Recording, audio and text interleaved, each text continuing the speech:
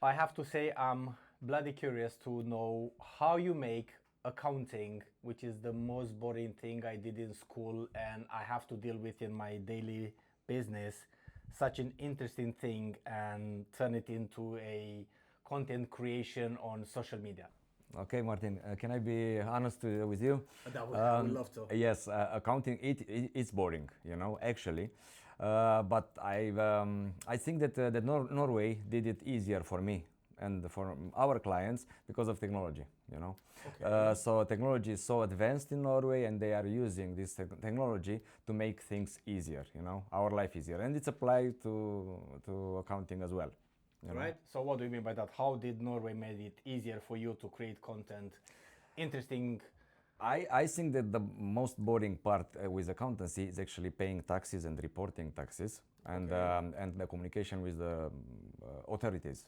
Yes, and that's being said, it is actually Altinn, this platform in Norway. Altinn platform, Exactly, and they did it a very good job there, so that we accountants, we have it very easy to communicate directly with authorities. With the authorities. Okay. Exactly, with Skatteetaten and NAV and all others, and another part is this technology applied to accountancy systems, so every single accounting firm needs to have like a system to put VAT inside and to report these to authorities. And these systems are actually made by robots, or robots are implemented into those, so that they actually the information from all these receipts that we are using are read directly by these robots, already now. So for us, it's just that we need to learn the robots to learn this language that we are using, All right. Yeah. Is that true? So, talking technology, is that through the various platforms that are helping small entrepreneurs, also accountants, to report everything in the accounting system of the firma, also to speak with the authorities? Is that what you mean? Exactly. So This we is would not. I was thinking to name the one I'm using, but maybe there no, we are don't. several, so we don't. We don't do that. But yes, I mean it's pretty easy right now if you have like basic knowledge about accountancy to do your accountancy by yourself, And we advise actually sometimes people to do accountancy by themselves, not to pay somebody else, because it's pretty easy, especially for these sole companies, personal companies. It's pretty easy to put everything inside. But of course, in Norway, we need also to learn the Norwegian language, because you cannot do it in English. You cannot translate information. That was a bit of a problem for me in the beginning. Exactly. Google Translate was my friend for a long time. And if you are new in Norway, I advise, at least in the beginning, to have an accountant. And after a while, if you don't have, like, I don't know, some big dreams, regarding your company, to grow this company to a very huge, firm, that you could actually do your accountancy by yourself with some small grips, or steps. Would you advise a beginner in business that has no idea how accounting works? I have, for the simple reason that I went to economic high school and university, so I have an idea how accounting works in general. I'm not an accountant. But would you advise a regular person that has no idea to start using a platform that will help you do your own accounting, or you advise that person to take an accountant right away? It depends on your knowledge as a client, I mean, if you talk with an accountant, this accountant could measure your level of knowledge, into accountancy, and also language, like I said before. So if you have a basic, education, maybe from your own country or home country, then you are maybe able, to take some together with your accountant, to take some steps, in the right direction.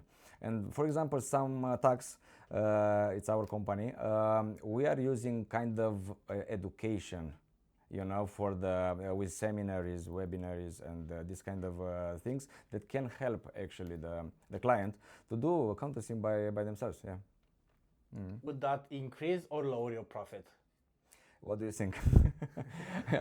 Thinking, so I'm asking, maybe somehow knowing the answer, that especially these days, it's good to have people they know, to have more customers, they do their own work, and then you get paid for some, and then you'll have more that they do by themselves, and then you'll get some of the work, and then you get a higher load in your company with more companies, rather than having few that pay a bit more by doing everything for them. Exactly. No, I mean our company have a lot of clients, big and or small. Every client actually it was small in the beginning, right? I mean we prefer to take clients that they are in the establishing phase, you know, and we establish the companies for them, and then we actually we form them in the right direction, we hope. But when it's about small companies, they don't have a big budget from the beginning, you know, and then they are a little bit, they try to cut costs in the beginning phase. And I can be again honest with you. Big clients actually, you know, we have much less work with them, but they pay more, you know. But it makes sense. Exactly, This is the exactly. world of business. Like when you start making proper business, in the beginning you have a lot of time, Yeah. and after that you have a lot of money, you know, by time. Exactly. So that would be a Exactly. road that most of entrepreneurs will take. Not all, but most will take. Like in the beginning, you have a lot of time to give. You'll be a startup. Exactly. You don't want to pay a lot. Want to do a lot by yourself, and then you learn that actually by giving to some an amount, you'll buy much more time that you would invest yourself. Yeah, exactly. And then you have time for the business. So that's kind Exactly. But like I said before, I ask the clients that they need to have time, you know, to grow, because in the beginning it's like an investment, you know. You cannot wait for a profit in maybe in 2 months after you put your money into it, You don't? right? Yeah, you know our we are both Martin born in a country that people are into maybe this get rich quick schemes, you know, and I know the mentality, you know. In the best scenario, yes, you can do a lot of money, but if you are very lucky, I assume, you know, right time, right moment, right place, you know, these kind of things. But in generally, I think that you need to wait for some time, yeah, in order to If you want to grow get big. a healthy business. And of course, I don't think that you should start a company, even if it's a personal one, with no money, you know. Like, okay, you can have maybe knowledge that replace some money or some this kind of things, but in generally, with zero money, it's very hard, you know, to cover this cost in the beginning at least. So that would be maybe the reason that you'll find a lot of startups starting with zero budget, trying to get maybe some investment and have a great idea, and then they are giving a lot of time but not so much money. You know, the best idea, a business idea, is something that you see yourself doing for the rest of your life, you know, and something that is more as a hobby, you know. I would assume, you know, for example, for me, it was like this. I could work every day with no complaining, and it's fun actually, you know, and money. For me, it is like a game, you know. You take the money from here and you put it there. So it's like the place you put your money, not how much money will stay in my pocket necessarily, you know. But this changing pockets, you know, it's really interesting. I mean, for me, it's fascinating actually. This process. You see, the reason I'm asking how is like the way you talk, and I was fascinated when I start seeing your TikToks, your short videos. You're putting more than TikTok platform, but in the platform you're using, that you talk about accounting with this kind of passion, which for me was the most boring thing. High school and university as well. Like I was in, my specialty was management, and at some point I asked one of the professors, like, I said, listen man,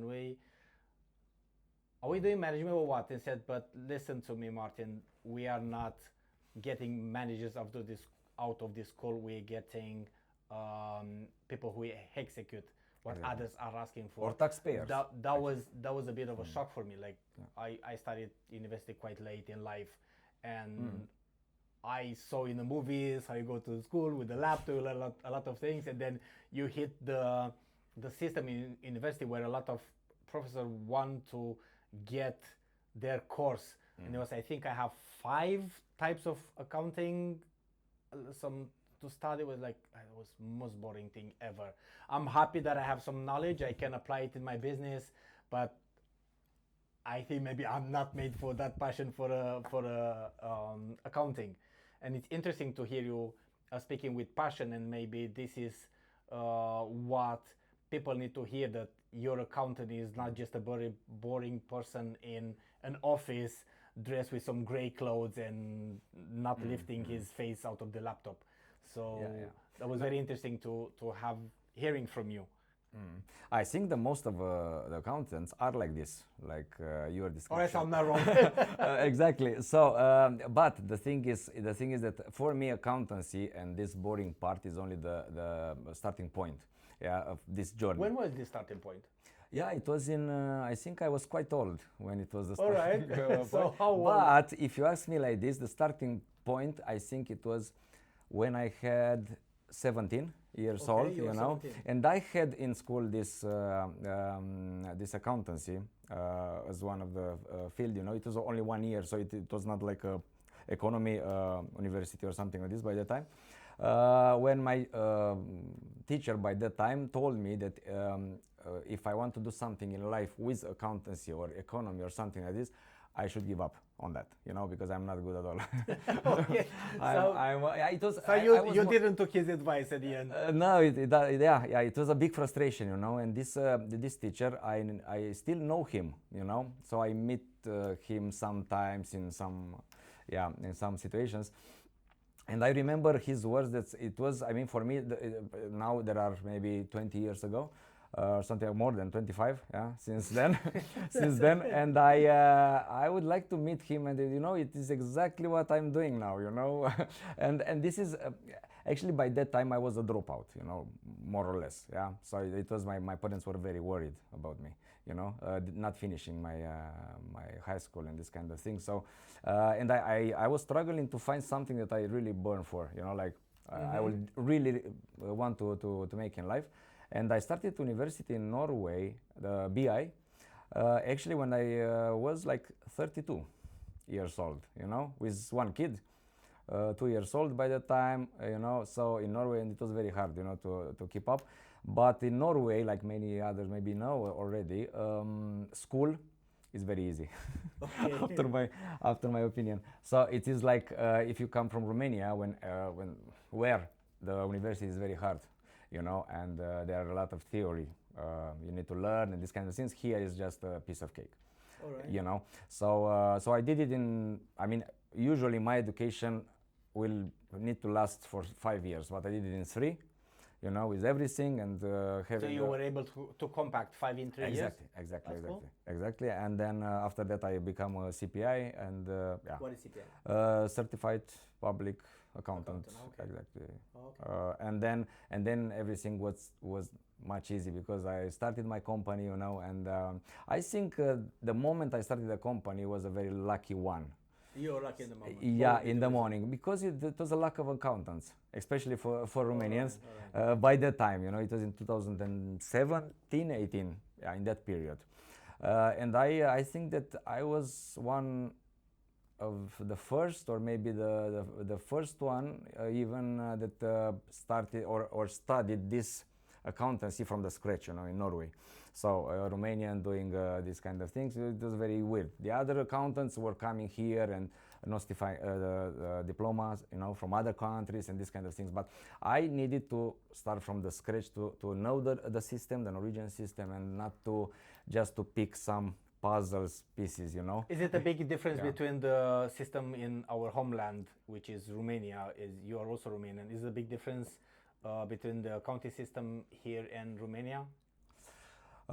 In Romania, I cannot tell actually a lot because I don't know the system. I'm actually very azure, with a lot of regulation there, and I think the big difference between the systems here is regulation, because they in Romania, like many others know, they are changing the taxes and the rules every Quite often, yeah, yeah. yeah, quite so you are in the game, but every year you start to learn new rules for this game, and this is could be for an accountant very frustrating, I think, so For the owner of the company as well. exactly, Like you don't know exactly. if this year is 15%, next year is 10, 20%, and then maybe get something from the new government, and it's like always changing. That was one of my Exactly, frustrations. because it's not predictable. You cannot, for example, you cannot make a budget for the next year if you if you don't know if the regulations are different, or the rules.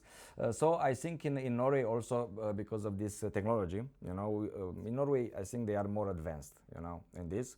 As we know, in Romania there is no interest to use technology because they want to use people, because people you can control better, and maybe easier, because they come to work every day. And but in terms of productivity, it's like you might know, is not so good. Yeah. But So I this, think the technology in Norway is quite advanced from this point of view. Keep it on your own accounting, declaring taxes, paying taxes is quite good. It's quite efficient, I would say, and quite easy to use. And in Romania, although I had absolutely nothing to do with accounting. I had an accountant paid, and that was all. Like, she will come and tell me whatever I need to pay to do, bring me the factor, everything. Here, I did get the opportunity, but I had the possibility to use, as opening in the beginning, a enkelpersoforetak to do some work myself and not paying an accountant in the beginning, which cut some of the cost, but then having the yearly report done by an accountant, as I don't want to get in trouble. So yeah, exactly. Yeah, it's important to also to have one's signature, for what you are doing, But of course, in some cases, I think I get a lot of questions like this, like you now, they don't want an accountant, but the signature it is very important for them, sometimes I just need to go through all the things that the client has done by himself, and then sign, and sometimes this work maybe costs more than if he would have an accountant monthly. Okay. Exactly. So sometimes it could be a very I don't think that is an advantage, but well, it's from case to case, depending most likely on the size of the business. Exactly, the numbers of receipts or the transactions, that we are talking about, if they have employees or not, and assets, and this kind of. I would have to say that mine is quite simple. I mean, exactly. it's a small business with just me, and then that would be quite simple. So I would say, I'm not looking to brag or to advise someone, as on the first course we had at Skatteetaten when I opened, and I took that course. It was quite interesting when I opened my enkelpersoforetak, which is like sole proprietorship, I think is in English. And that was the first advice that that gentleman that hold the course get an accountant. It will be easier in the long run. To me, so far it worked quite well. I'm opening an IS now, which is a limited company in English, and I wouldn't try the same. I'm not even considering doing my own. Going back a little bit to your question, I think the biggest difference, actually, maybe also in Romania is the same like here, is that a lot of people, they think that the company is theirs company. We are talking of a personal company or a limited, doesn't matter. I think that a company, actually, it's owned by the state, always, even if it's yours. See, I know this is very shocking, maybe, but I will explain. It is exactly like your driver license. Okay. Driver license is never yours, right? It's a permit. It's just a license that you can use it, but it can be taken away, right? And it can be taken from. Exactly. It's exactly like with a company, So you are an administrator, more or less, of your company. We need to think a little bit like this. And even my company, my accountancy, I don't see as my ownership, or something like You'll this. Get a lot of entrepreneurs upset with exactly this. because I have so many people behind me that are interested to take away, this license or this company from me, and I came to the conclusion that this actually is not mine at all, So I need to administrate this very good. you know, and you need partners like, for example, an accountant or you know this kind of persons who are on your side. And then there are the other side, you know, like authorities, you know, they want to collect taxes from you and these kind of things. They definitely want that. Exactly, in time, you know, and the right taxes. And the right taxes, exactly, not only. And in this situation, I think we need to shift, to change this this thinking about when you drive a company. You drive the company as you drive. Exactly. So it's not I never yours. considered that. I really want it to be mine. I know. It's on paper. It is says I'm yours. the owner. If it makes you happy, it is on paper. It kind of makes me happy. It's mine. I'm the owner and I do whatever I want. But the reality is that you don't do whatever you want when you own a company. You have to play by the rules that they are being set by the government in general, right? Yeah. I never considered that. Yeah, that's quite interesting. It's an interesting point. How was it for you? Like you see that was quite interesting to learn that you did late in life the school to become accountant. What was your story? What is your story coming to Norway? And getting to this point when you went to school and said, listen, I had enough of whatever I was doing and I'm going to school to become an accountant. No, it is, like I said, a very long story. I came to Norway in 2008 or something like this, and I had actually some jobs that you might be worried about, you know. Wait. Yeah, because we 30 to start as a janitor, for example, in a hospital here in Jovik. I worked there like for 3 months or something like this. Somebody put me there, you know, somebody that I knew. Was it easy to get a job as a janitor in a yeah, this somebody was a family member, you know, and she was a doctor, you know, and they found out that there's a janitor position in that big position in that hospital, and I worked there for 3 months, and you know, I was almost 30 years old, you know, and I was never, or I felt never so humiliated, not by the job itself, you know, but from people who were janitors as well, you know, like me, or even much younger. But why humiliation? Because I couldn't speak any Norwegian, you know, and they could speak English, but they refused to speak English with me, you know. Norwegian, so man. yeah, exactly. They knew English and they wouldn't. Exactly.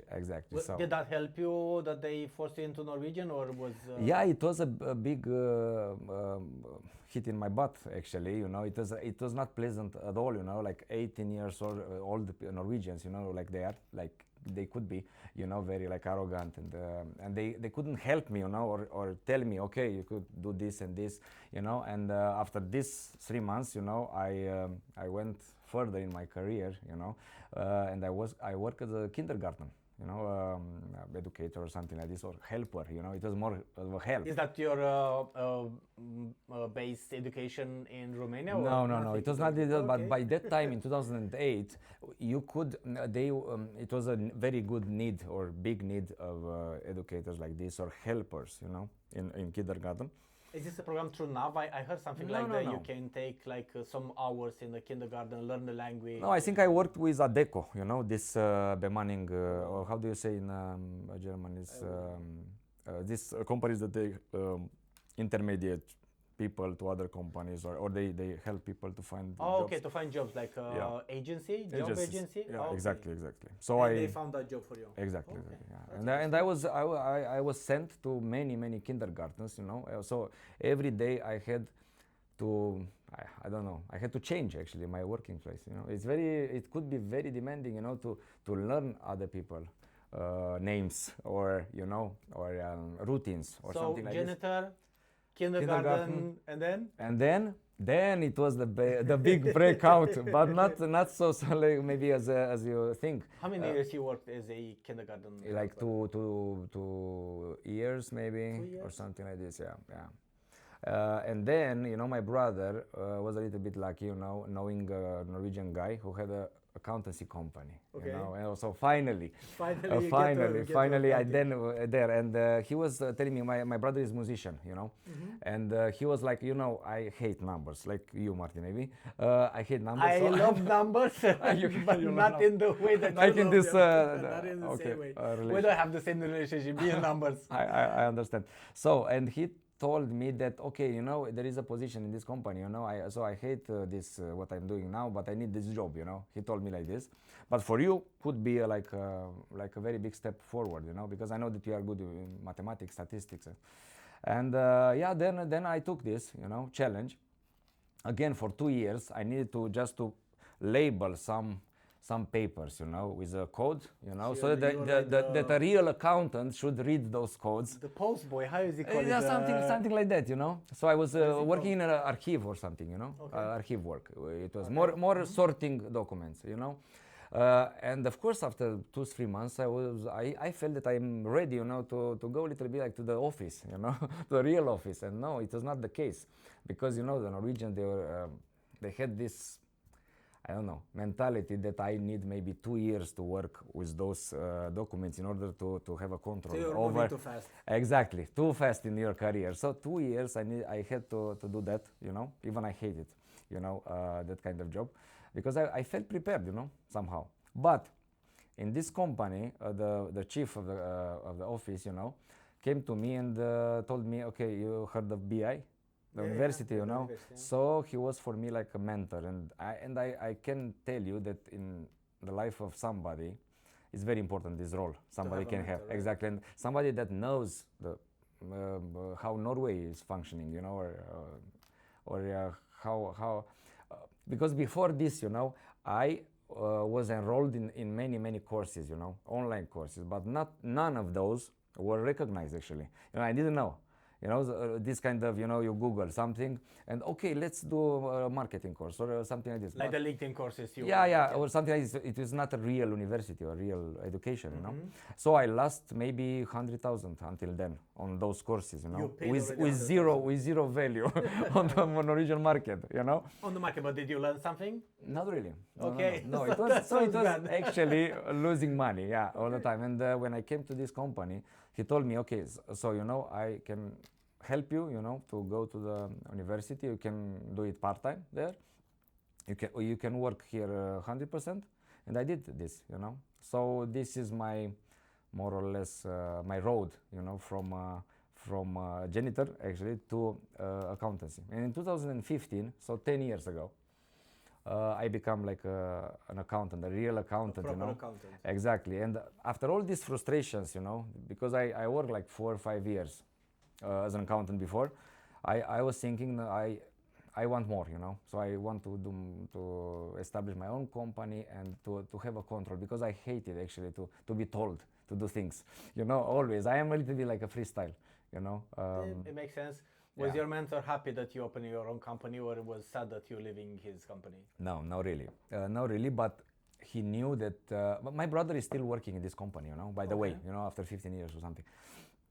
But for me, he knew that I need more challenges and I will move quick. Will fly at some point. Move quick, yeah. But of course, he's not very happy maybe that I have only maybe or 90% of my customers are from Romania, you know, because it's also a very big risk when you do so, you know, with authorities. What would be the risk? Yeah, with authorities, because they know actually who is coming from where, you know. And when you have like a portfolio of clients coming from the same region or something like this, it is not Norway, then you will get some controls, or you know, they want to check if you are actually doing the right things with those, you know. I would expect that authorities will be happy to get immigrants from a country held by an ex-immigrant to fit in. Yeah, some of them actually, because we had a client actually who came through a recommendation from Skatteetaten, which was very for me, you know, because I was thinking that their position is quite neutral. They don't, you know, recommend like this, go to this account, you know, or something. It's like, for example, we have enough, right? Enough will never send maybe a client to an accountant. We know this. The employee of enough might hold your accounting as well. Exactly. Our country is a bit, it's a bit different, yeah. The system in our country, our mother country, will be, Yeah, I don't remember it with with a lot of happiness, the system, but I understand. But so what you're saying is that actually someone from Subtitles was trying to help this person Exactly. because felt like working with a Romanian accounting firma, another is not a Romanian firma, but then having owner and employees will be helping that person. Yeah, exactly. That's exactly. good, I would say. So for me, it was also a recognition of our work somehow. It is also a recognition of your work that you're doing good job Exactly. because they wouldn't recommend someone who doesn't. Yeah, so in Norway, it's also this is a very big difference between Romania and Norway, that the authorities try to help you somehow. They will not tax you, or okay, they tax you, but they if you don't do something wrong, for example, Arbeidstillsynet, it's labor protection or something like this. They will, I mean, when they find something wrong in your papers, you know, they will not give you a fine right away, you know. So this is a reminder. You'll get a warning and reward, yeah, warning, give and you the possibility to correct. Exactly, and they don't. They don't go so back in time, you know, somehow. So they start now, 3 months only, you know, the last 3 months or something like this. Even this people or this company did business for the last 3 years, you know, maybe wrong, you know, but they go like very, you know, short time back. You see, this is something that I really appreciated, and I personally I have a story with the Romanian authorities and a fine that was 150% unfair, and I was coming after starting a business in Romania after around 15 years abroad. Okay. So I felt like we are all Europeans, they will understand. I said, listen, give me 2 weeks, I will correct. I mean, I don't see a big problem in whatever it is. And they said, no, but we're very happy we gave you this big fine. It was in the newspapers, and sue us, you'll win. I was like, what are you talking about? And then I went, I sue, I won, and then they sue back, they won, and the next step will be Haga. And you have to pay because it's the government employees protecting their own money. And I was so upset that and it didn't took me, I mean, it took about from that point a bit more than 5 years, but I left. But at that day, I was so unhappy with coming back home, doing business, paying taxes, and thinking about we all pay, we grow the country, we're European already. And it was like, there's something wrong. One day I will leave. Yeah. And it came the day that I left, and I come to Norway, which brought other challenges, but at least nobody is trying to. Is not fiddling in my pocket. It's a I'm different being happy challenge, that took my money. Although you'll have to pay your taxes in Norway as well. But until now, at least, it didn't happen that the company, the state, to come and say, listen, you might be wrong, you might win. Let's take your money first. Which was really, really, I mean, it left a really bad taste in my mouth. I was running that company for about 2 years at that point, and I was really happy, like paying the taxes, everything was right, but it was just like it was a comma. They could like comma, and then in this, there's a loophole that we can fine you.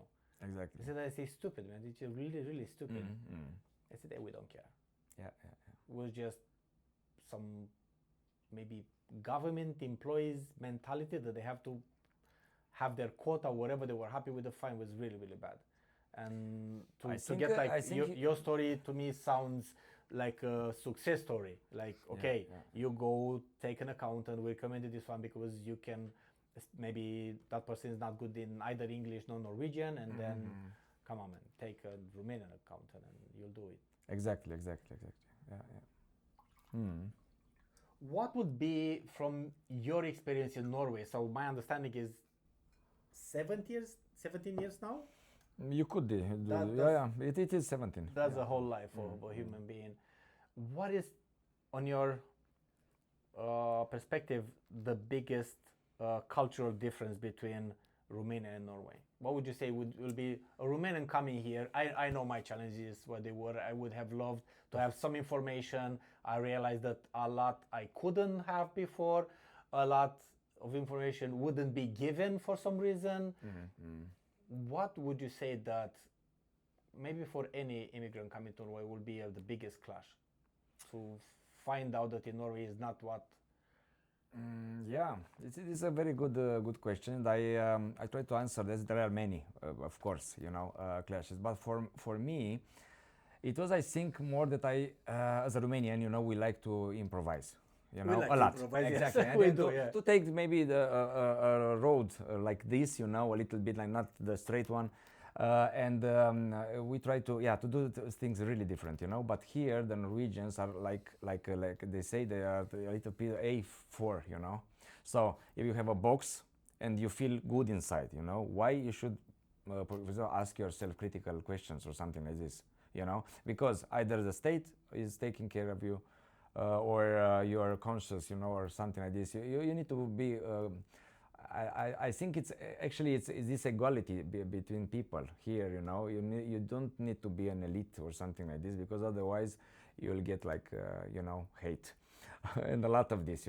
So as soon you contribute to this fellowship, that they have in Norway, and it's very strong culture of fellowship, So everybody bring his part, but not a bigger part than your neighbor, because otherwise it will be like, weird. Becomes a What competition. yeah, what do you want to prove yourself here, So, and this was for me like I was always doing things like different, and also because I was diagnosed with ADHD when I was young, so I don't have my temper is a little bit like I will tell you what I believe if I lose something, and I think I didn't fit, and I don't think that I fit now either, after so many years. But still, you see, you are saying that you don't fit and you didn't blend into Norwegian way of living, like not 100%. But I still see a successful story. So how come? Yeah, because I try to find a way, and the company is a way, of doing things differently. Okay, you still need to play by the rules, but in terms of how I do things, so the taxes are for everyone the same. I don't discuss this, but how I'm running my company, or who I'm hiring, because in Norway is a very strong culture of employees. If you are, I mean, the dream job here is a fixed job. Actually. Okay. Yeah. It's so not, it's not. it's Yeah, not an what? entrepreneur, No. Is that you have the security of that job. It doesn't matter what kind of job it is. Although Actually. that security doesn't exist. Exactly, and you get paid by NAV, and you have unemployment benefits. That's a good and safety net. Yeah, exactly. That was it. And a lot of people are actually very tempted to, to have the same job for the rest of their lives. The same working place. And this for me, it was not an issue from the beginning. I could survive maybe 2 years here, 2 years there, so that I can learn things different, because from one company you cannot, I don't think so that it brings you very very high, in your career and what you are doing, so because I need just quite time to figure out how things works, so I don't think that it's like a long-term project, to be in a company, and here in Norway, like I said, because of the society, sometimes you have the feeling that your boss doesn't know more than you. I don't know if it's only me. I didn't work in companies. No, You I'm didn't? an Okay. ADHD as well. I'm running my own things. I Exactly. came to open a photo studio. I closed it. I did some other things, Yeah, but yeah, I'm sort of my own owner. Yeah. So, but I told you I worked actually for 4 or 5 years from this 17. companies. Exactly, in some companies, and I knew that things are done here. I don't know. It's tasteless somehow. I mean, every day you go to work and you don't feel that that breath of change. Somehow. Like, let's do things differently. This time. Because it's like it's like in football, in soccer. The winning team, you don't change it. Yeah, but sometimes it doesn't really Until important you the score, the score of the game. Maybe you could win 1-0 5 times, but why if you play very good and you win 5-0, one time, and you lose 4 times, so for me it was always like, okay, we have only one life, let's try something different, if it's a very bad strategy, sometimes, but we try, and then we change that one too, so it's like I don't know. Yeah, I'm thinking as a I know what vegan. you're saying when you say it's the best strategy, but the reason I is not that I don't agree with you, but actually I understand is like a reverse psychology that I would do also like to try. So I think for some it's a good strategy. I understand that most of the Norwegian society will rather have a job than go into entrepreneurship. But then talking to you now, a question came to mind. You were talking earlier because you were talking about technology, people want to be in work, but we're talking about more and more technology replacing people's jobs, which in a way is a good thing. But if we're talking about a society that based it's based on employees, what are going to do people when they cannot be employees anymore? Because it looks like a lot of things they get automated, even white collar jobs, meaning that you'll get even part of your job will be made by AI. Then you'll need someone actually, but you don't need as many people to take care of those robots, those GPTs, whatever you lose as an AI. It can do some of the job, what I think is done by some of the platforms that like I'm using. I think it's done by some of that, but you still need an accountant, but not as many. So how do you see moving in general and maybe in Norway in particular moving forward where we don't need that many employees anymore?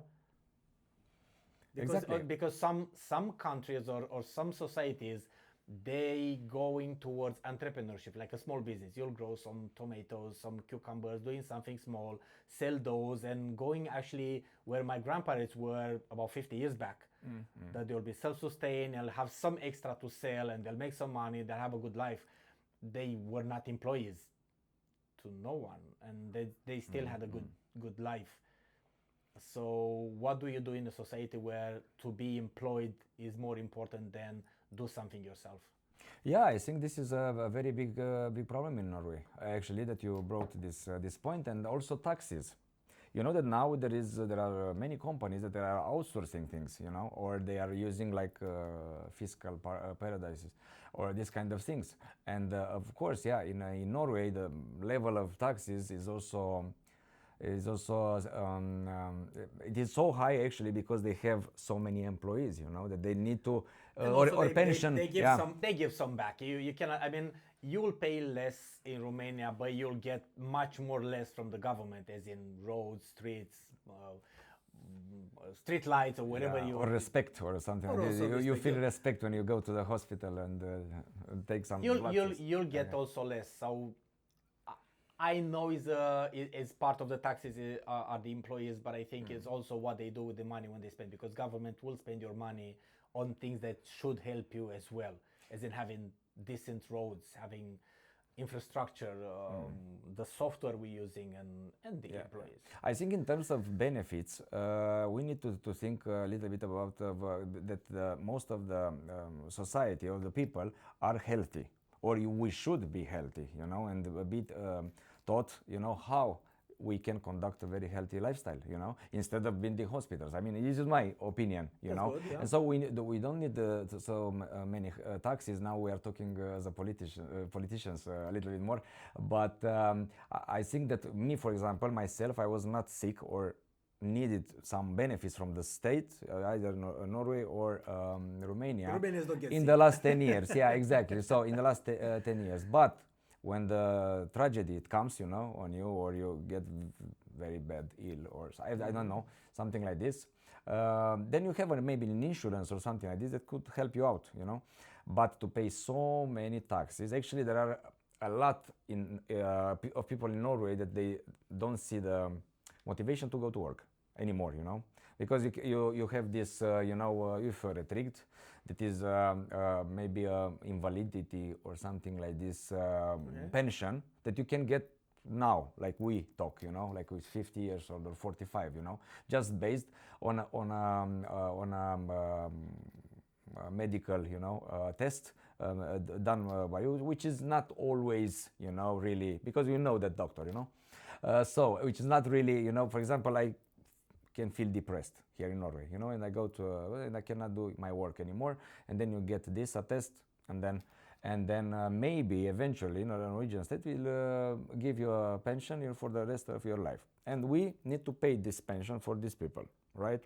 Because yeah, so this system I think should be checked very like much more, so that really those who are needing this, benefit on those rights, not everybody who is just a little bit sick, and I think this system is abused by many in Norway. I have to say that Yeah. I am not familiar, and maybe because I'm not watching news since over 10 years, and I'm not familiar. I understand. You see, from there is this talk about what we are going to do when it's going to be very little jobs, or humans like we need purpose, and a lot of us see purpose in their job. As my understanding is, from what you're saying, that in Norway they see purpose in just having a job, right, a regular job, and they have some purpose there. Or fixed income. Yeah, to have the fixed but that fixed income might be, it can be good, but it also can be something very bad, as in you have no purpose anymore, and then you'll face depression, and then you face like, why do I wake up every day just to feed myself and watch a movie in the morning? Like I personally, I'm not watching politics much, a little international, but I see a real problem there, and I keep on hearing through the vines, through whatever you'll stumble upon on social media, YouTube, you'll find this subject. Is it what will you do when no company will need you? Like, literally not need you, not because you're useless, but they don't need, because a lot will be automated. So I do find purpose myself. I find it from creating, doing things with my hand. Not necessarily mine are most of them digital, although they can be printed as well as photographer, but will be to create, to feel like I'm giving something, and that will give me purpose. And this can be done mostly not necessarily through entrepreneurship. Be your own owner, open a company, have a small agency or a big agency, work with other companies, and then you'll find purpose. And not necessarily hunting money, but having a reason to wake up every morning. And this is where I see a problem. Like, okay, you'll get some money, which is money are printed. It's not necessarily, it has to be value, sharing some value from those that are bringing, that are creating value with those they don't. And then money is just a mechanism, not something that really it is. Some they will call it like it's like an invention. It's a mechanism that don't really exist. It's just what was it, like a promise to you when you get the money. It's debt. Money are debt. It is a promise. They don't exist. So it's not money you have to give. You have to share the created value with those they don't want to create value. And then I think that will be a problem in the long run. Medium to long run. This is what I would consider. And I think I've been 5 years in Norway, and there is some support for the entrepreneurship, but it's not as strong as I think is needed in the next 10 to 20 years. No, I think it's not that strong, of course. And when you think a little bit of taxes that you need to pay as an entrepreneur, you pay like up to 60% of your profit. So and it's not motivating at all, But this is also a question, that because I think that people who are running a company or starting, not necessarily in terms of money they are winning on the long term, but in terms of freedom. In terms of maybe being your own boss, but also this is also some kind of freedom, maybe doing things differently, but maybe the money maybe will be the same, maybe a very good paid or well paid job. I think that I don't know. Those who are going this way, this road, there are very lonely people actually, I think so. Yes. You see them as lonely? Yes, exactly. Because sometimes I feel very lonely that nobody will understand what I'm doing here, Not even myself. I don't understand. You myself. don't understand? No. So you expect others. What I'm doing now, instead of having my peace, of mind somewhere else, and with the same amount of money or something like this. But in the same way, I see this road as a only one way things, because in the beginning I was tempted to say, okay, I go back to be an employee, there, but somehow I couldn't do this, it was there are too many advantages with what I'm doing now than to go back, to go back it was like a regress, somehow. But I see it like I would find it that has a lot to do with your way of being, like going back as an Maybe. employee with a bit of ADHD, trying to do things, trying to build, and facing fit, this yeah. world where the world where you don't have to do more than that, just mind your own business, keep it in place, and that can be frustrating. Yeah, because actually when you are doing by yourself, like now, you deal with a lot of people. It's there are. I mean the most common, thing is that you think that okay, you have a business, you sell a product. The product to sell is very easy. I think you run some tests, like a vaccine, for example. Okay, and then you are bringing on the market. You get a license or a stamp on it, and this is easy.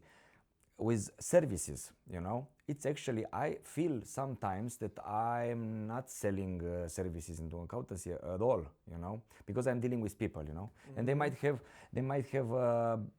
even bigger problems than their numbers, or their salaries or something like this, and you understand that we see so many lives just by seeing the bank accounts of the people, for us is enough.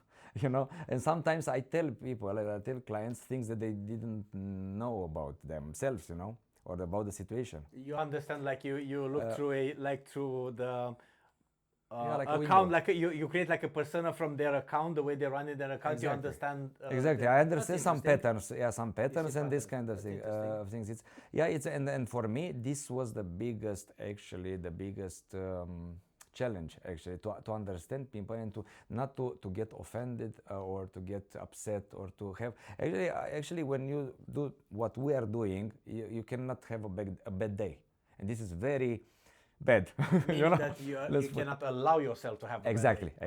exactly, or to be seenable for your clients. So you need to be always in a good shape and in a good mood and in a, and this is I mean this change just yourself a little bit, I think.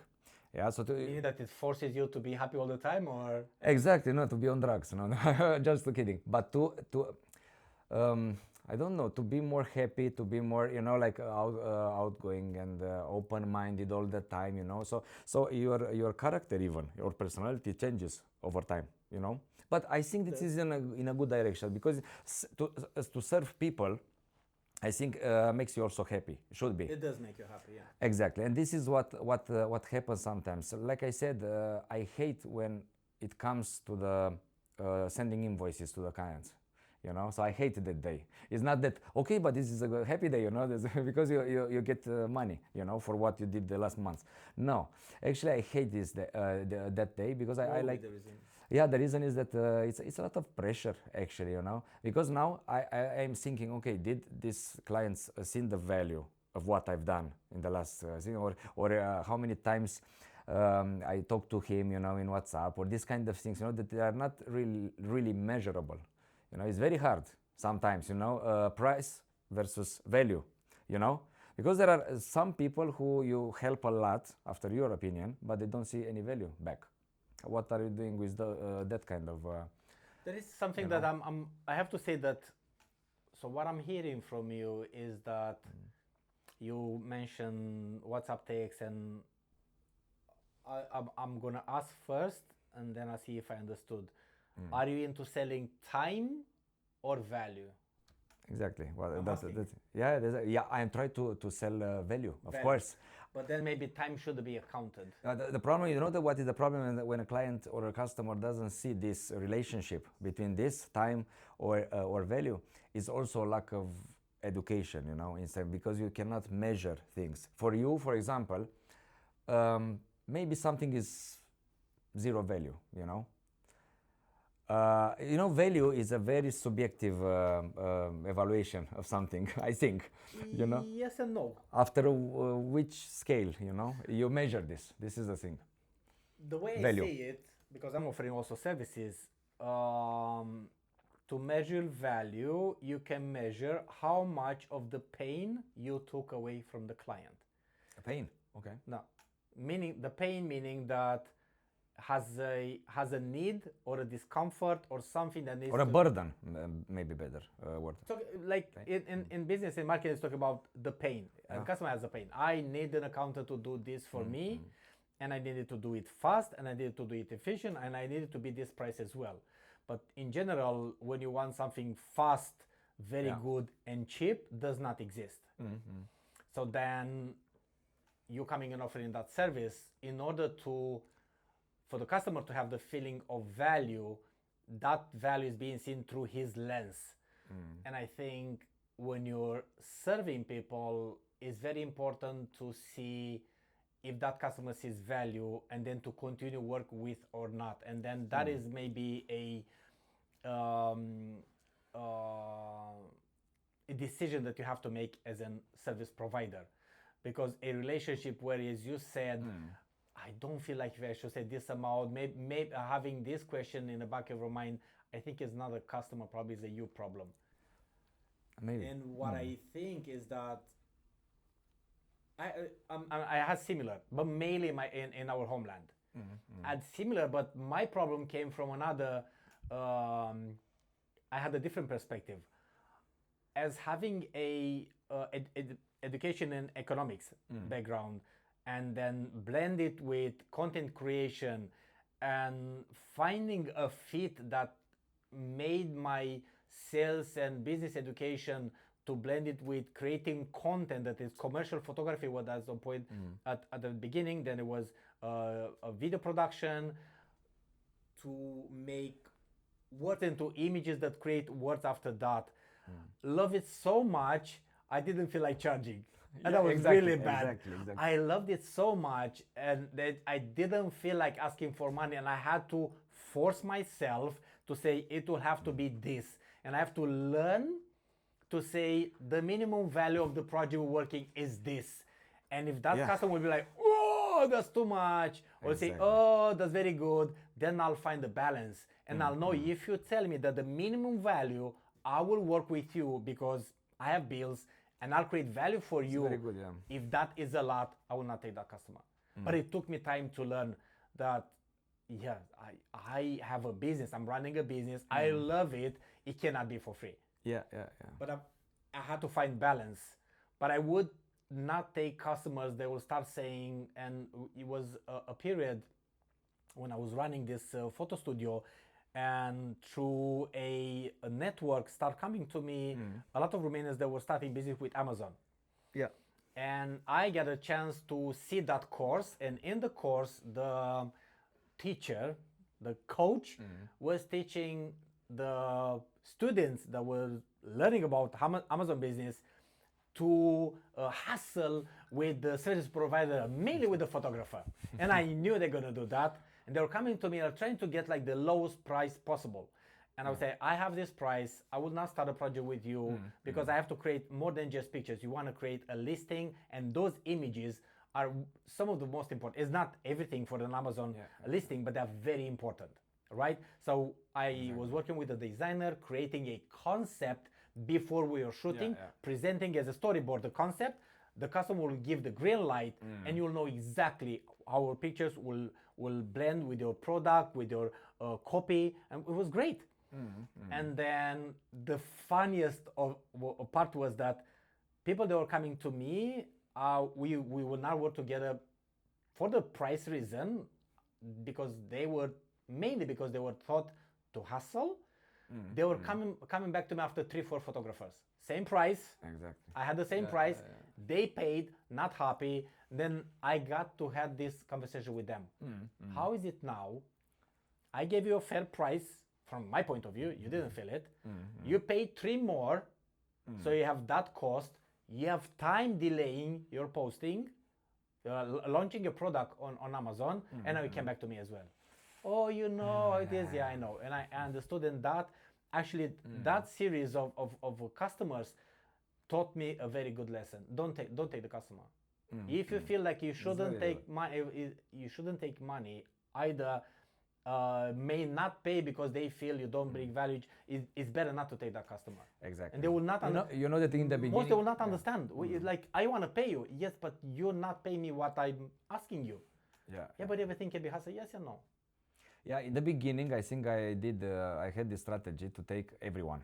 You know, the That's feeling. not a strategy. Yeah, it's not a strategy because you need to get some money Yes, in, absolutely. and you I need agree. to be known. I agree. I'm just saying it's not a Exactly. strategy. The thing is that Although if maybe you it in the is. beginning, if you don't take somebody, you know that this kind of people that you didn't maybe sell something or you didn't collaborate with them, they will go out in this world, you know, and they will make you like a very bad favor, you know, somehow. And they are talking more, you know, an unsatisfied client or one who maybe hated something on the internet, they will spread the word a little bit more, or you know, than a satisfied client. You know, this is like That is measured. Yes, it is. Yeah. Exactly. Then this is something that is very strange, you know. And in the beginning, I think all of us we are taking clients that we shouldn't take, or we don't take did the anymore. same.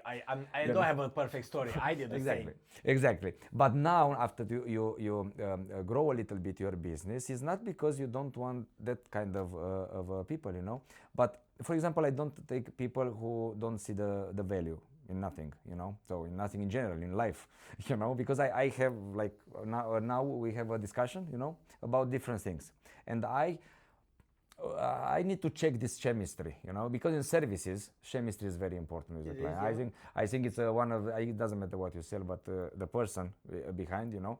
And if I see a very rigid or very you know people that you cannot discuss anymore, you know, from the beginning, yeah, or they have strong opinions. They are I have a word in Romanian. They are resistant. No, education resilient or something like this, you know, because I tried actually to show them, you know, what a new culture is about, you know, like Norway, you know, and all this kind of thing. They know basically anything.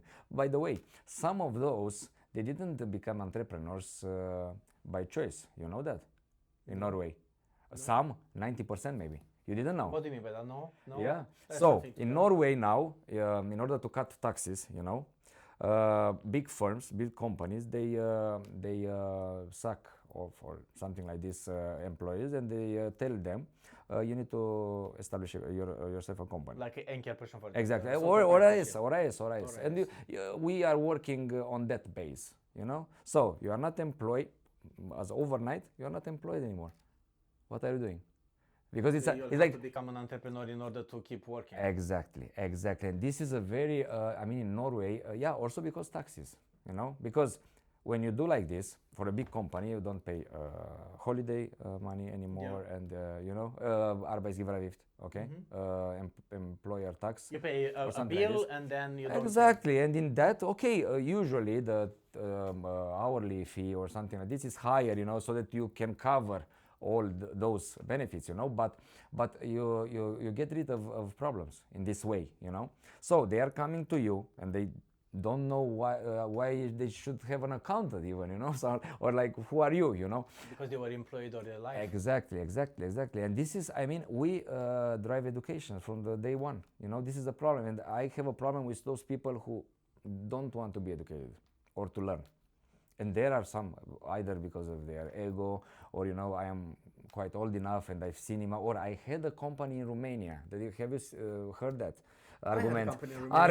And for example, I had a company there, and that means that I know everything in Norway as well, how it works. You know, no, it's not really like that. You know, so there are big differences here. Exactly how to relate with the state. You know, because for example here, if you get a fine, it is because you are stupid, you know, really. It's not like you are getting your bank account closed overnight or something. No, because you didn't check that damn, language, Altin, for example, yeah? Because in Altin, exactly, or you check, and you think now you have a translator. I mean, you could check the language, you know, or what they say there, and to book maybe a time with an account, or you know, or go even by yourself to the authorities, you know, and ask them, okay, why did I get this, you know, something like this. No, they don't do. I mean, I have people that they are getting fined being stupid, you know, and I hate this, you know. So it's for me, it's like I cannot help them and they, anymore, something like that. And okay, the fines are not so high, because they say, okay, I pay, I learn my language, but next time they are doing the same thing, So it's not like, yeah, they learn something out But from yeah, it. I think And this is education. Human nature, I think. What? That will be human nature, right? Yes, maybe. I mean, some people keep on doing the same mistakes. But it's very, very interesting because we were talking earlier about what is to be done with companies not needing jobs anymore. So the people they don't have, they are not gonna have the job, and then they'll need to have like a company, which another company will work with you in the base that it's easier to cut. Actually, it makes it easier for the big company to cut work with you. Exactly. Faster and easier. Like, we don't have job to give you, manage it yourself. So maybe is the system itself is adjusting to what is it to come. Yeah, I think so. I think this is the future. Like all the actually. offices they are in Oslo, they work for business, they have to transform the business and do something else. All the I mean, like spaces for big companies, they have to adjust for different way of working with people, like more small companies rather than one big. Yeah, and what you don't know regarding this outsourcing, in Norway, for example, I know I work actually in a big company, accountancy company, that they have like a branch or a subcontractor or something like this in India, in Philippines. People who are learning Norwegian, not artificial intelligence. And think a little bit about when artificial intelligence will get the point. Not even those in India will get the job. Exactly, and those, yeah, exactly. And I think that it is always like this: the poor will be poorer, and so on and so forth, and the richer. So, and in terms of company, I myself as an accountant, I know that I am on the blacklist in terms of missing. I mean, that one job that could miss or could not be necessary in 20 years. Exactly. And I think so. What be in 20 years for you? Like is it what you're doing now through offering services and social media content management, and going out there is something that you're trying to foresee in the coming years, as I'm not gonna need to do proper accounting because that is being done by software and AI, but then somebody has to look over the software and Yes, AI. I think that the direction is that people will want to see something like a reality show, because people are really interested in some others' lives. And I think if you see a robot, for example, taking courses or having seminars or something, it's something that is really strange. You need to see feelings, in front of you, or fails, fails, because the robots will not fail so easy, like we. And in this situation, now posting my face, on internet, on something like this, I don't think that I will disappear from this. I mean, I think that I will be still relevant, but of course I need to work on my content then, And content, like now, ChatGPT and this kind of things, you can work with artificial intelligence to create a great content. And to find the sources. How do you find this content? I've been watching, actually sharing with my partner, my business partner, sharing some of the videos. My personal impression is that they're very, what would be the word? I can't find a better one, but I'll say it's frigid. Like they're sterile. I think the best word is sterile. Yeah. What do you mean? What kind of content that I'm doing, or no? What I'm talking about, I'm talking about the AI created content. Feels and looks sterile. Has no life. No paper and salt or something like this. It's just sterile. It's just, I don't know. It's something like it can be done and looks the same, done by a lot of people. They're doing different, but it feels and looks the same. It doesn't has no personality. Yeah, look. I will be again very honest with you. I have my personal robot. Somehow. Okay, not a physical one, but I'm using ChatGPT, as I think many people are using. The thing is with ChatGPT is that, of course, it's very sterile. If you take everything what he's saying, the script. I think my challenge now is to make ChatGPT, to make those robots exactly like when you have employees, to think, to take from your personality, to think like you, you know. So to make him come close to you, to make Are you a, working on a family training? member or something It like can this. be trained, but are you working on Exactly. that? Are you I'm training? working, yeah. Yes, I'm working, and You he's created doing. a separated GPT that you're training, or you working on the general chat? I'm working on a general chat. Then I you're don't not I, creating- I, then I you and I don't. don't delete any of the conversation. still don't. Exactly, and I still want to make correlations. You know. Do you remember when we did that script? You know, on that date, and it was like in that direction. You know, and so I tried to, with him to brainwash him, if it's a good word for this. You know, so that he becomes. It is, but you're missing a very important Yeah. piece of this puzzle. Which one? The piece of the puzzle is that you have to create a GPT. There is especially in ChatGPT, there is a button where you go create GPT, and that Okay. is to be trained. And then you have an interface where you upload documents, text, whatever you said, I didn't things know, that. yeah. So you create that GPT. When you go to the general chat, that is still the general chat. Has some of what you're talking with, but in order to have like a personal assistant, it has to be a GPT. So it's to be created. GPT is to be created, and that is to be taught. You train that GPT with whatever you want to train it, like books, things that you said. You can record your text, record and take it to text and say, this is how I think, this is how I respond to that. So you'll have to train it to be your assistant, or a double of you. Exactly. Yeah, I know that I need to do some more So some more research. that can be done. I'm thinking if the way I see it in the long run, if everybody is doing it, it will have no value in the end. No, I don't think that everybody will do it. That's also true. But what I'm thinking, in the long run, the difference will make it the same as when the society went from horses to tractors. It's not that the horses were not relevant; they are not relevant for that job.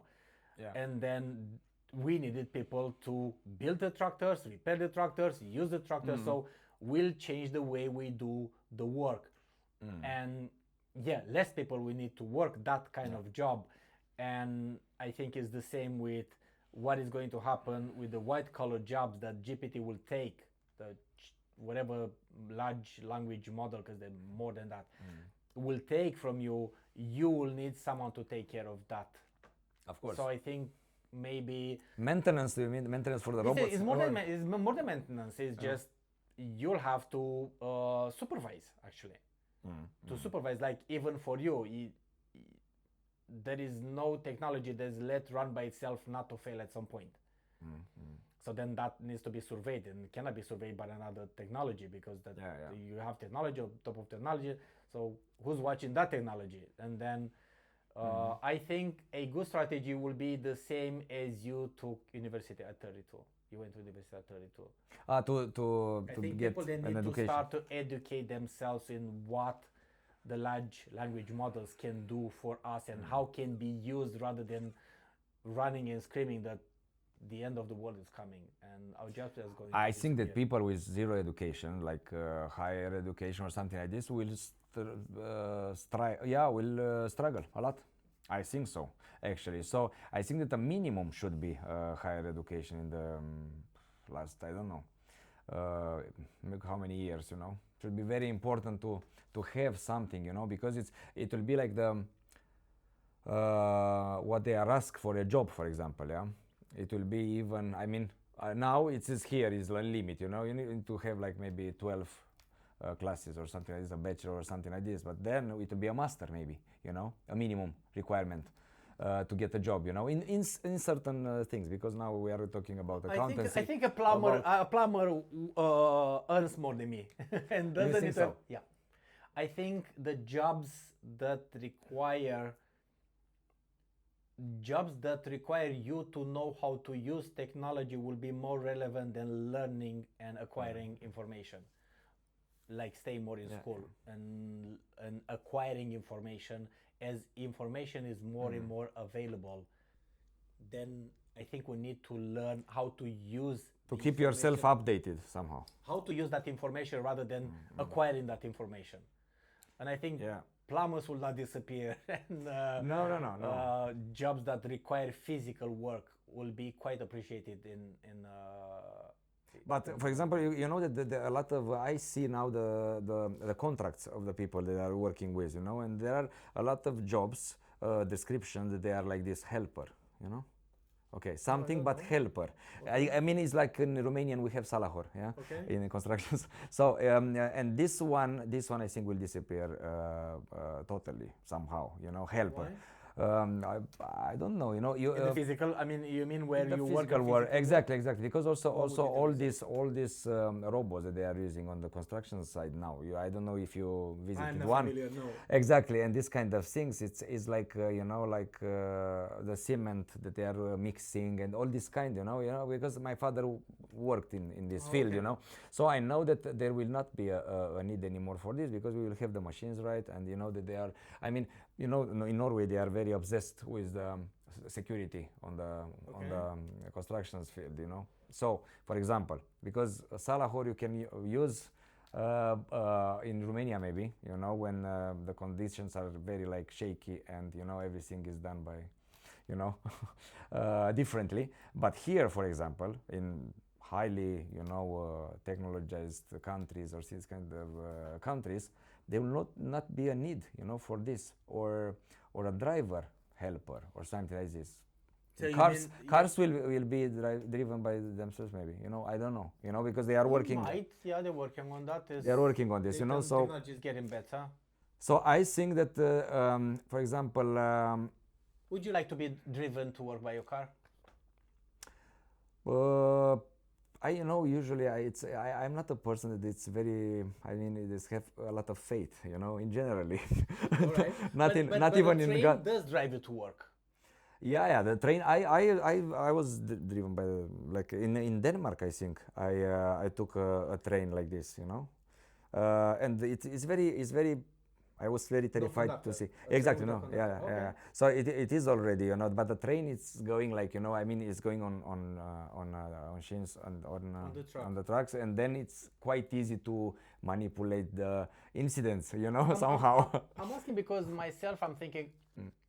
I would love not to have to drive half an hour, 1 hour in traffic, and theoretically traffic will disappear because those cars, they'll be talk to each other and they'll not be like stop go, and there will be a flow. You know, as you see, like you see in sci-fi movies, you'll see the cars they're going. But even now, you know, my car, which is not a very fancy one, you know, but when my car feels something like grass, not something very like you know, like a potential accident or something like this, but grass behind, it will stop for you, you know, like a very big brake, and you are going like, you know. So I think that the technology exists already, but what doesn't exist actually is this people's perception about, you know. I was hearing a podcast regarding to this, that the technology is ready now already, yeah, but we are not prepared to adopt it. The infrastructure of meaning roads and sidewalks. Maybe also this, not also this, but in terms of engineering of this level. For example, like we are working with accountancy. We don't have we don't need any infrastructure actually, only platforms or something like this. You know. That is your infrastructure. Yeah, but platforms is very easy to program, or you know, I assume, you know. Yeah, I mean, there are some things in that direction. Yeah.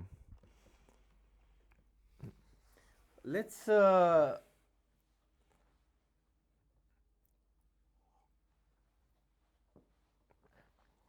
as through my podcast, one of the what would be the word?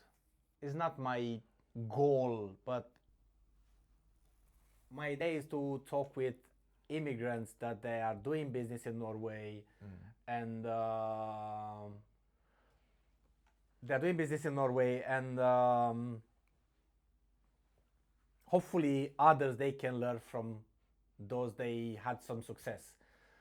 What would you say what would you advise a newcomer that wants to establish himself and or with the family when he's coming to Norway? What would be something that, if I knew this, I would have made it better for myself, and those newcomers should know this. In order to establish a company, or in general, general, to integrate yourself in Norway, or integrate and maybe integrate in as an entrepreneur in Norway, or maybe something that you think that I would have loved to have this knowledge when I came to Norway to have a better life, to integrate better myself.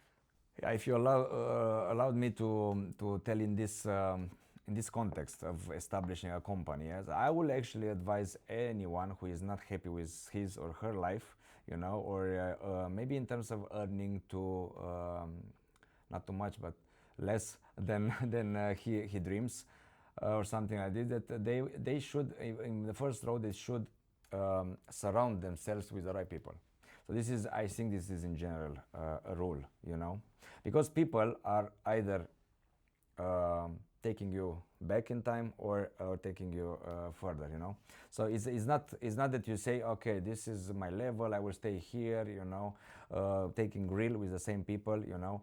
And also the family plays a very big role, you know. It was in my situation as well, you know. If, for example, you marry somebody who is not maybe into business, you as a man, don't do it because you are lost, you know. So I mean, you just need to see all these qualities, you know, just beforehand. Not like okay, let's see, maybe life will bring us in a situation, blah blah, you know. No, it will never happen, you know. So for myself, it was like people who were much further than me, you know. And I was also in school, the last one of the, but of the brightest, you know, somehow, you know. So because I had the feeling that I am why I'm in the same place with these smart people, you know.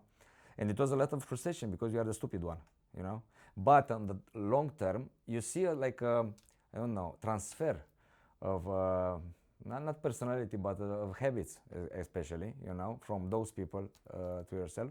And then you start, for example, I was not around Romanians, you know, also in Austria, where I lived maybe 7 years, also in Norway, in the beginning, especially, you know, because I needed to know something that I don't know, you know. With Romanians, it's the same, you know, all the time, you know. You found no Romanians to teach you something new? I don't think so, actually, you know, because when you go to a university, okay, let's put it like this, yeah, and you don't, maybe no Romanian it was in that period there, you know. I had actually my best friend in university, he's working now in Subtitles, you know.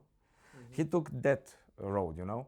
He could go actually my road to earn maybe 3-4 times. Like he's doing now in Subtitles. But for him, for example, it was very important this, you know, that you have like pass, you know, that you are using, and you know that the passes are very popular here in the metro. Are they? Yeah, especially when you have a very nice pass, you know, from a company, from a big company. I wouldn't know. You I don't know because okay. I'm not using that much public transport because of the business, the job. Like it goes faster then. Yeah. No, it's not by faster. I was joking with someone asked me if I had a shooting in Moss and had to come to Oslo to film a book launch. And they asked me, "Are you going by train?" And I made a joke, like I said, I'm too posh to go by train. But actually, it's a joke. Like it is almost is logistically for me, it's very hard. To go with equipment and different places for the 100 kilometers, then go to the next place, next job 100 kilometers. Then so mainly I'm using cars since I came to Norway. So I live over 100,000 kilometers, 180,000 kilometers by car.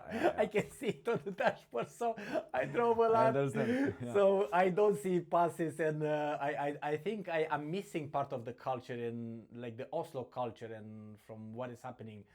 It's not in my face. I live in the suburbs and I come back up and I live. Yeah, and but going back to your question, you know, the second biggest mistake that I've done, you know, first one, it was not so big because I think I surrounded myself with the right people, you know. But then in terms of business, usually you take or you surround yourself in your first years of your business with people that are more or less not so qualified as you know, because you want to control something, to have the situation under control. You know, you don't take maybe people who are much, you know, like with some degrees below you or something. No, it's higher than you or something like this. So this was the mistake that cost me, I put it like this, maybe €500,000.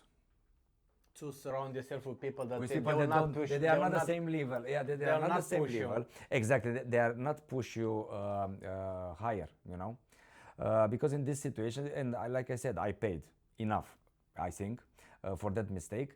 But what was for me also something very, if you surround yourself with people that just steal the profession or something, you know, Take from you rather than give. Exactly, rather than give, you lose also your customer. By the way, the customers will never notice the difference. This is also something that it was very wow, yeah, for me, you know, because I was the one qualified, you know, and they didn't know. I was talking with you about education or value. The clients, in most of the cases, they don't see any value, you know, and this is not because you don't give value, okay? Because it's like I said, they have a limited knowledge regarding a field or regarding what they should know, you know. VIT is not everything. It's not the destination. It's not any problem. Exactly, exactly. How you send VIT, and they send. I need an accountant so that everything is okay. What is this? Everything okay? You know. What do you put in those you know, words? It's very general, you know. So this is what I tell you that. For example, we talk a little bit about this, you know, before the podcast, exactly, and I told you that it was unbelievable how many accountants around there, you know, can be, and the clients not even knows, you know, that maybe they are not so qualified, or you know, so the difference you need to find somewhere else, I think, you know, in the relationship with the clients, not there, you know, not like the position, okay, I'm an accountant, you know, and that's it. I think in offering services, this can be a problem for the ones who are offering the services, as to get your client to see value, but you can only do as much as to try to make them understand, and then maybe it has to do also with education, and then maybe that can be done through what you're doing in your Samtax social media, meaning to try to give education and show what is the value that you can bring, and exactly. The people will come to you will already know you bring value. Exactly. Maybe that this is the road, although mine in your understanding is every business is an accountant, but not everyone understands why, how, and what is the value that is being brought by an accountant, either a consulting company. What will be the value? Maybe a solution is through education, meaning to give education to your potential customer, and then the potential customer comes to you knowledge already about the value that you'll bring. And you know, another very big mistake that you might be tempted to do in the beginning is to think that you are a boss or you have a company, a very big one, from the early beginnings. I mean, to lose control, or to delegate things that you shouldn't.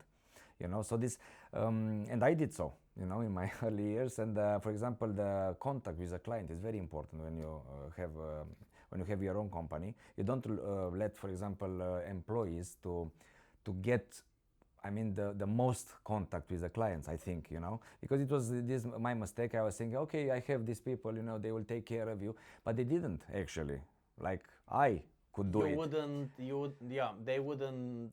So your perception is that they wouldn't do the job you would do for the customer. Exactly, but you feel like a boss, you know, that okay, why am I having a company if I cannot have free time, for example, yeah? And then the mistake is, biggest mistake is that you lose control and you delegate things that, for example, in our services, and maybe in yours as well, for the clients, it's very important to feel that somebody is relying on, you know, like the first person in the company. It doesn't matter what you say, actually, but to feel heard, you know. And of course, an employee never will involve themselves like the head of the company will do, you know, because we have also an emotional. It's like our baby, you know this maybe. I understand what you're saying. Yes, It's more than a baby sometimes. a company is like a baby. Yes, Exactly. it is. Yeah, yeah, and it's your work, and then yeah, I think that actually when you go this road, you need to to to see like a mission, like a lifetime mission. You know, it's not like you can give up so easy, or to lose control, to relax. You know, for example, I have now 7 years. I worked from every single holiday I had. You know, work, or my mind During the holiday. was working somehow. Exactly.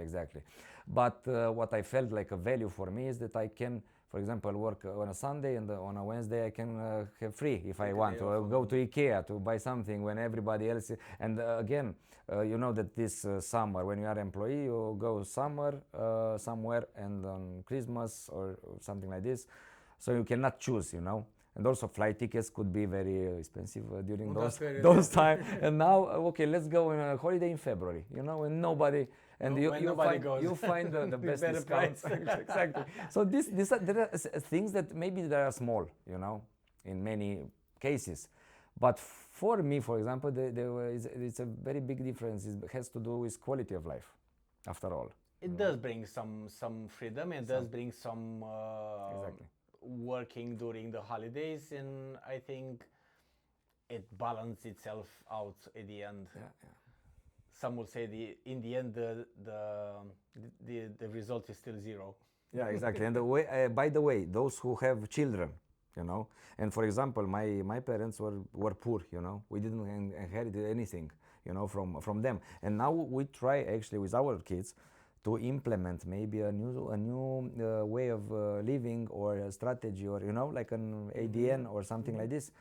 And you know, I hate actually when people are working to, for example, to pay a house during 30-40 years, so that the children with inherited something. No, the only thing that they need to inherit is the how to make money. I think not the money inside. Exactly, because they will lose everything. I can assure you. So in many places, for example, those who are winning in lotto or a lottery or something like this, they are losing this. Why? Because they don't have any chance to do again that amount of money. You know. Maybe because they don't have the mentality what to do with that amount of money. They know just how to spend money, not to make money. And making money after all is a game. You know this. Yeah, it's a game. It's like maybe like a little bit of monopoly in real life, but it's a game. So you are maybe sometimes you are losing more than you are winning. But this game, I think, develops, and also I think people who got Alzheimer, for example, in the last day, it is because the brain stopped actually to think, okay, how to bring this money here to make an investment. You know, this kind of things that keeps you alive. You know. It does keep you alive. I think so. Yeah. And of course, I know that you are following a lot of podcasts. I do, yes. People who are and this is also a way of learning things. You know. I mean, if you have only one job.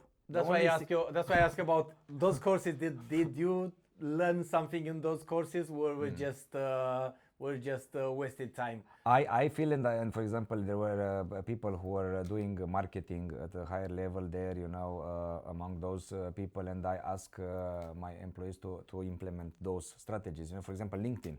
Yeah, how to deal with your account in LinkedIn. Yeah, very very nice. Some of them I was following too. But I liked it actually. There is only 5 years ago I started to follow a little bit more, and since then I lost a lot of money. You know, I mean more than before, because before it was zero risk, zero money. Zero money. Zero money risk. But after then I think that from those money that I lost, I made double. You know, because of that knowledge. You know. During this, also about crypto, and you know, this kind. My interests are broad somehow. Yeah.